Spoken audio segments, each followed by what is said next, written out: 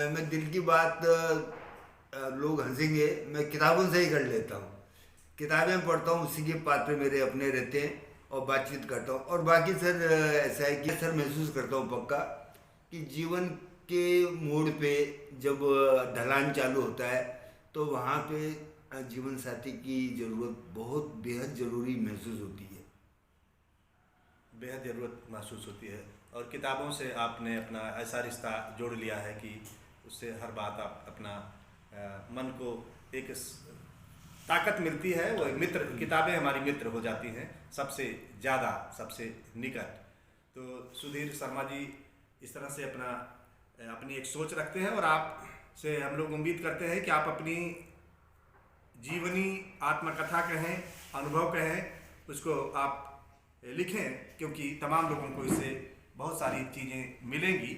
और आप एक साधारण परिवार से निकले और किस तरह से आपका मानना है कि पिताजी एक अच्छे इंसान हैं लेकिन एक अच्छे पिता नहीं साबित हो सके। तो यह चीज़ हमारे समाज के तमाम अभिभावकों के लिए इससे एक सीख मिल सकती है कि वे अपने बच्चों को पढ़ने की कोशिश करें। हम पढ़ाने की कोशिश ज़्यादा करते हैं लेकिन पढ़ने की कोशिश नहीं करते हैं, और इस नाते कई बार ऐसे हादसे हो जाते हैं कि कोई सुधीर अंडरवर्ल्ड में चला जाता है और अपने जीवन का काफ़ी समय इस तरह से व्यतीत कर देता है। हालांकि हम इसको एक अच्छे वे में भी ले सकते हैं कि आपके अनुभव हजारों लोगों को प्रेरक और दिशा निर्देश करने वाले होंगे। कुछ कहना चाह रहे हैं आप? जी सर, मैं ये बोलना चाहूँगा कि जो बच्चे हैं उनसे मेरा ये सबसे पहले एक मतलब मैं एक सलाह दूंगा कि आप अखबार पढ़ने की आदत डालना। अखबार पढ़ने से आपको, आप रामायण देखो या महाभारत देखो, लेकिन कहीं आपको नौकरी करना है या बातचीत करना है तो वहाँ पे आपको जहाँ पे अपार्टमेंट है वो ये नहीं पूछेगा कि आपने रामायण पढ़ा है या वो पढ़ा। वो आपके ज्ञान, जानकारी, योग्यता के ऊपर आपको नौकरी मिलेगी। तो मैं ये बोलना चाहूँगा बच्चों को भी कि सबसे पहले आप अपना डिसाइड करना, छोटी जब उम्र रहती है 10-11 में, कि आपको क्या बनना है और उसी ढंग से उसकी तैयारी करना।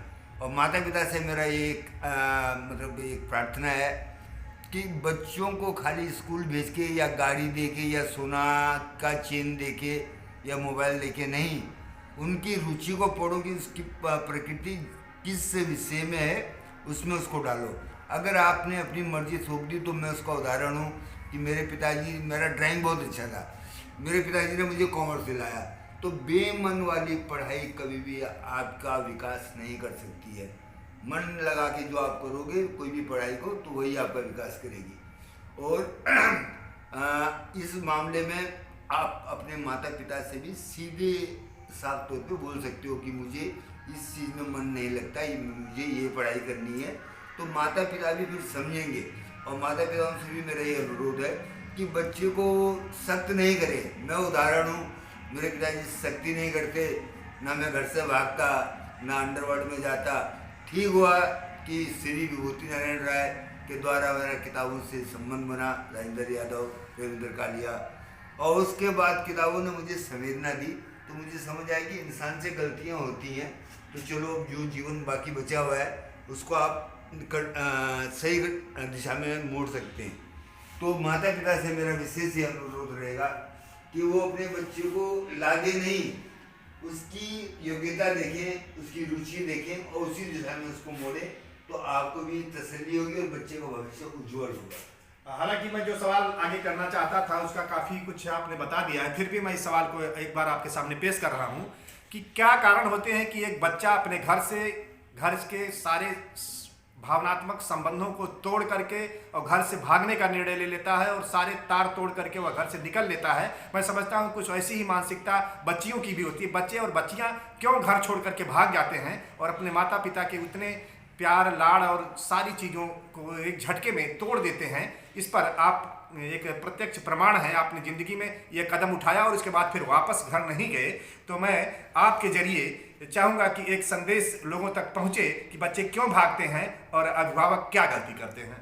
हालांकि आपने इस बारे में काफ़ी भी चर्चा किया है, फिर भी कुछ सूत्र रूप में बताएं। ये सर, बच्चे जो घर से भागते हैं, एक तो जो बचपन से अनुशासन, माता पिता खर्च तो कर देते हैं, ये नहीं देखते कि उसकी संगत किन लड़कों के साथ में क्या है।